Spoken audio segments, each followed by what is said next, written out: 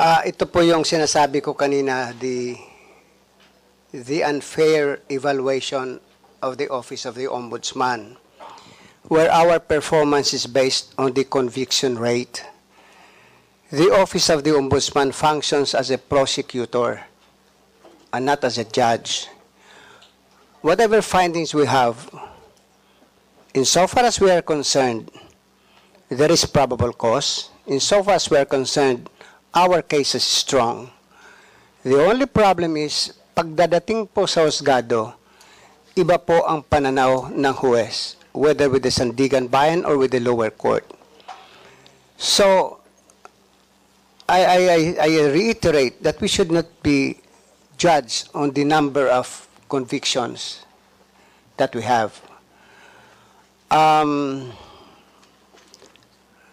Hindi naman kami pwedeng maging investigador, a prosecutor, and a judge all at the same time.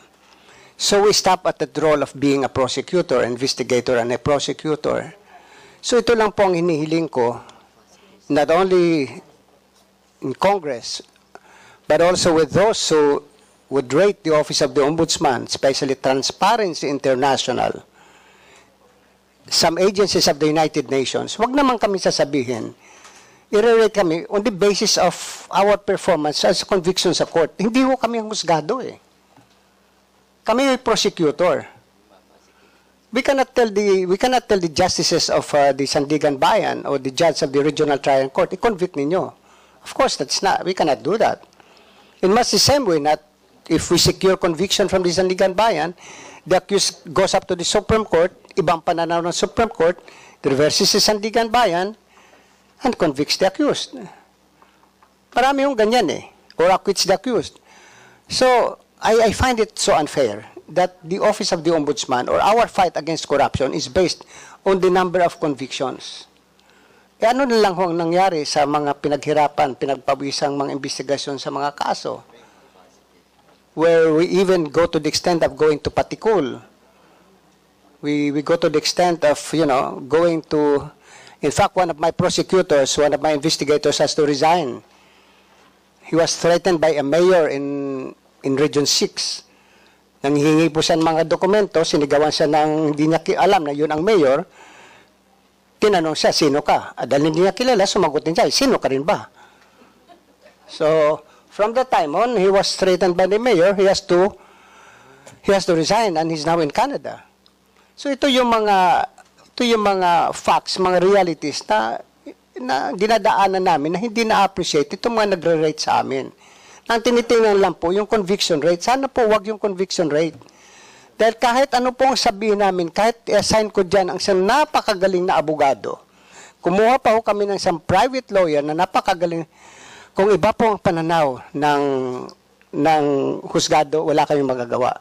Sana husgahan kami sa aming disposal rate, sa number of cases that we dispose every year.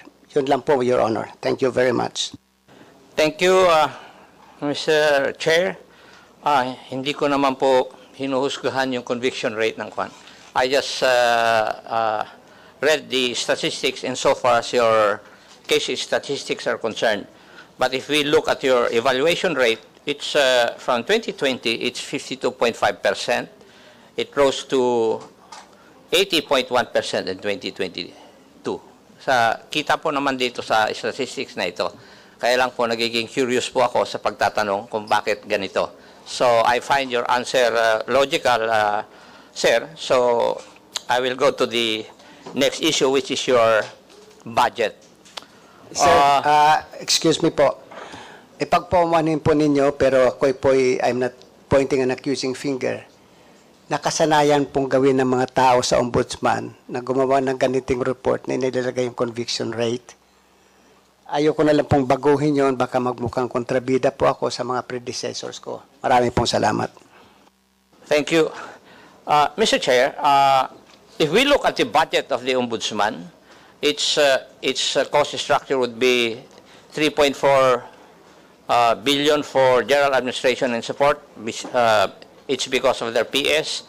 And 30.2% or 1.5 billion for operations. Now, kung titingnan po natin yung operations budget nila, the bulk would go to anti-corruption investigation program. The second one would be anti-corruption enforcement program.